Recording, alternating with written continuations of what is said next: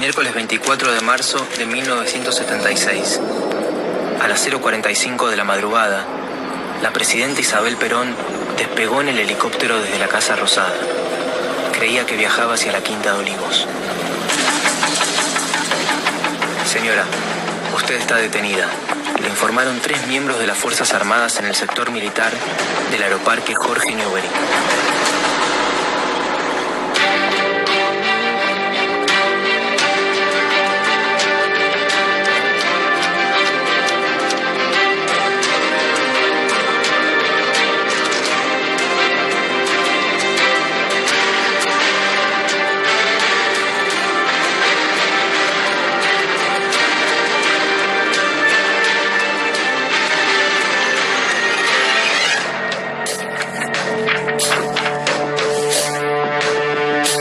El 4 de marzo de 1976, las Fuerzas Armadas Argentinas derrocaron el gobierno constitucional de María Estela Martínez de Perón.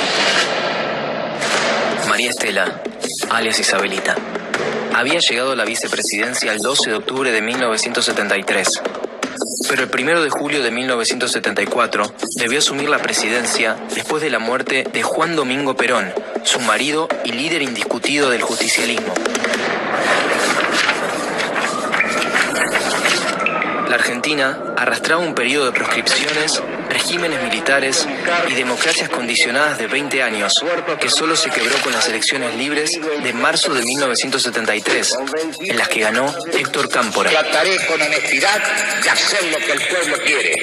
Unos meses más tarde, Perón asumía su tercera presidencia y tras su muerte, el país se quedó sin la única figura que podía garantizar la legitimidad institucional. La situación política estaba fuera de control y empeoraba con cada acción del gobierno de Isabel. Pero además, Argentina estaba rodeada de dictaduras. Y los militares comenzaban a filtrarse cada vez con mayor fuerza en las decisiones de Estado. El 5 de febrero de 1975, el gobierno de Isabel firmó el famoso decreto de aniquilamiento de la subversión, dando inicio al operativo Independencia. De este modo, en la selva tucumana, las Fuerzas Armadas ensayaron sobre los militantes del ERP, Ejército Revolucionario del Pueblo, los métodos violentos de secuestro, torturas y asesinato que luego utilizarían de manera sistemática en todo el país durante la dictadura.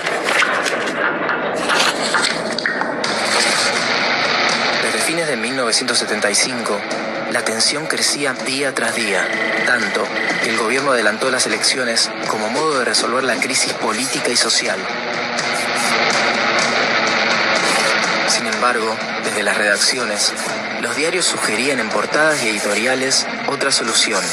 Las 3 fuerzas usaron los medios de comunicación con el fin de instalar en las calles que las armas eran el único recurso para salvar al país y devolver el orden, pero no estaban solas. Recibían el apoyo de las corporaciones empresariales y también de gran parte de la sociedad, que esperaba, como respuesta a la incertidumbre general, la destitución de Isabel Perón. El 24 de marzo a la madrugada, las Fuerzas Armadas tomaron la Casa Rosada. A las 3:21 se escuchó el comunicado número 1 de la Junta Militar. Comunicado número 1 de la Junta de Comandantes Generales. Se comunica a la población que a partir de la fecha el país se encuentra bajo el control operacional de la Junta de Comandantes Generales de las Fuerzas Armadas. Se recomienda a todos los habitantes el estricto acatamiento. La Junta Militar designó como presidente de facto a Jorge Rafael Videla. Videla había sido el comandante en jefe del ejército del gobierno constitucional de Isabel Perón. Las Fuerzas Armadas denominaron a su gobierno Proceso de Reorganización Nacional, pero el objetivo era instaurar a través del terror un nuevo orden económico y social, en línea con las restantes dictaduras latinoamericanas asociadas en el marco del Plan Cóndor. Así bautizaron al Plan Represivo Internacional, que coordinaba operaciones de persecución, secuestro y tortura a militantes de los distintos países del Cono Sur. Los servicios de seguridad de Argentina, Chile, Bolivia, Paraguay, Uruguay y Brasil eligieron la imagen del ave característica de los Andes para sellar un pacto siniestro. Pero el Cóndor no era otro que el águila norteamericana, interfiriendo en los asuntos de la región. Estados Unidos conocía y digitaba las operaciones clandestinas.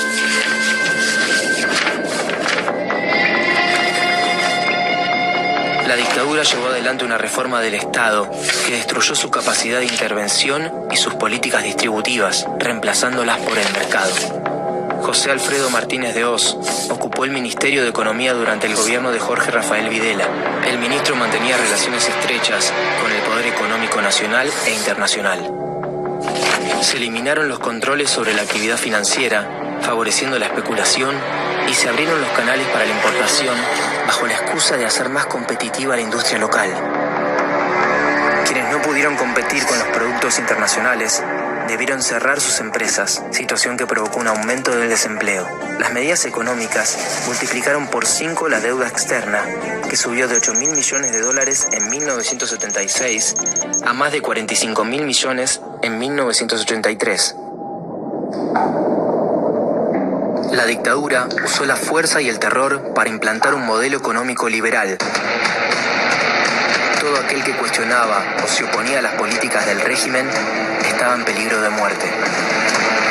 Los llamados grupos de tareas, formados por militares, policías o paramilitares, irrumpían y destruían domicilios particulares con total impunidad. Luego detenían y secuestraban, o muchas veces fraguaban enfrentamientos para justificar el asesinato de las víctimas. Desde el exterior, los exiliados denunciaban las violaciones a los derechos humanos que se vivían en el país. Pero ninguna dictadura se sostiene sin la complicidad de sectores civiles. Hubo dirigentes políticos que aceptaron cargos ministeriales, obispos que justificaron la represión y sacerdotes que absolvieron a torturadores o participaron de interrogatorios ilegales. También hubo empresarios beneficiados por la política neoliberal que apoyaron a las Fuerzas Armadas y una sociedad que en la mayoría de los casos aceptó y vio con buenos ojos al gobierno militar. Los medios de comunicación se convirtieron en piezas funcionales a la dictadura, en especial cuando en 1978 se organizó el Mundial de Fútbol para mostrar un país sin conflictos y en paz. Los argentinos somos derechos y humanos, decían las propagandas.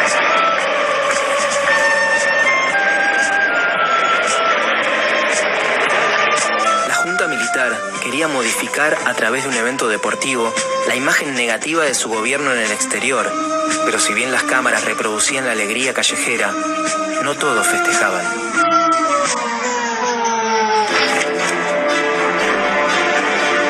A través del terrorismo de Estado, las Fuerzas Armadas implementaron una política de terror sistemático que funcionó de forma totalmente ilegal y en contra de la población.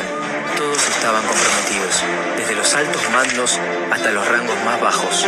De manera clandestina, utilizaban una red de centros de detención en todo el país, donde miembros de las 3 fuerzas torturaban, obligaban a dar a luz a las mujeres secuestradas, les robaban sus hijos y los asesinaban.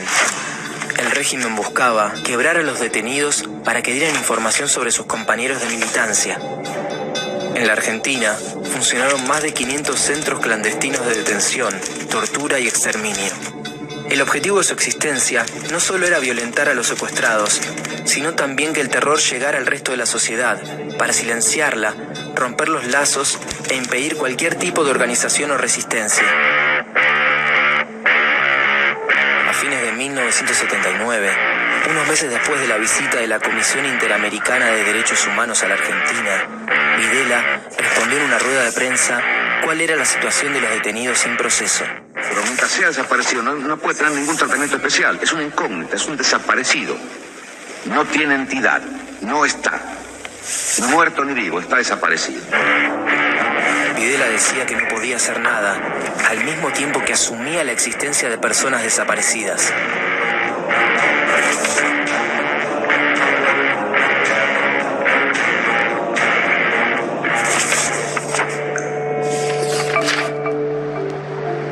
Ya en 1978, las madres de los desaparecidos intentaron oponerse a la dictadura. Se conocieron en los pasillos de los juzgados cuando buscaban información sobre los detenidos ilegales y empezaron a juntarse en la Plaza de Mayo para hacerse escuchar.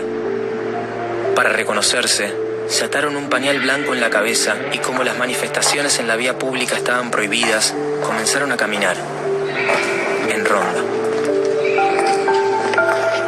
Fueron una de las primeras en protestar a la vista de todos. Las madres de Plaza de Mayo hoy son un símbolo de resistencia en todo el mundo. El 29 de marzo de 1981, Videla renunció a la presidencia. Lo sucedió Roberto Viola, que fue reemplazado a fin de año por Leopoldo Fortunato Galtieri, uno de los autores intelectuales de Una guerra sin sentido. En 1981, la crisis económica provocó una inflación que llegaba a cifras incontrolables. La vida cotidiana se hacía muy difícil. De a poco, la sociedad comenzó a manifestarse. Para frenar el descontento social, la dictadura levantó la bandera de una causa legítima. El 2 de abril de 1982, el general Leopoldo Galtieri decidió desembarcar en las Islas Malvinas, en poder de Gran Bretaña desde el siglo XIX. En condiciones desfavorables, con ropa inapropiada y alimento insuficiente, los soldados argentinos, que habían recibido un mínimo entrenamiento, se enfrentaron solo con su valor ante la superpotencia. Margaret Thatcher decidió enviar tropas a las Islas Malvinas. Utilizó el enfrentamiento bélico para realzar su imagen, desgastada por los problemas económicos que enfrentaba su país.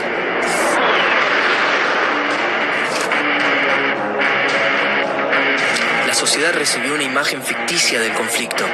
Cada información que se publicaba pasaba antes por el control de la censura. Si bien existieron matices, la mayoría de los argentinos se expresó a favor de la recuperación de las islas, pero fundamentalmente apoyaron a los más de 10.000 soldados de 18 años que las Fuerzas Armadas enviaron a las islas.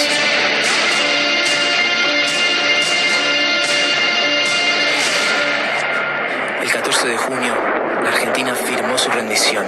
La ineficiencia e improvisación de los comandantes militares provocó la muerte de 649 argentinos y otros 1.063 soldados regresaron con heridas al continente. La derrota en las islas aceleró la caída de la dictadura y permitió que salieran a la luz las violaciones a los derechos humanos que se cometieron durante el terrorismo de Estado.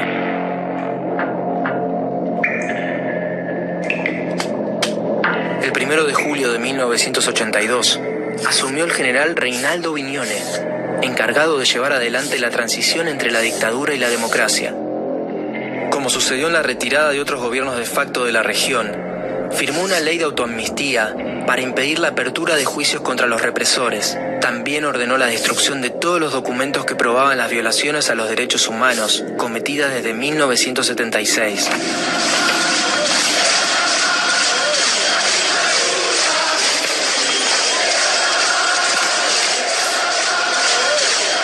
El 30 de octubre de 1983, el radical Raúl Alfonsín, junto a su vice, Víctor Martínez, se impuso sobre la fórmula justicialista compuesta por Ítalo Luder y Deolindo Vittel.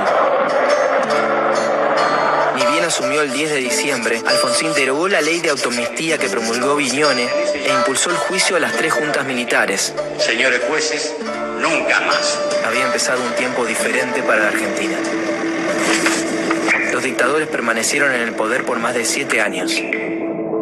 Desde el terrorismo de Estado asesinaron, robaron identidades, destruyeron organizaciones y rompieron los lazos sociales con un fin específico: imponer por la fuerza un modelo económico de país que siempre perdía en las urnas.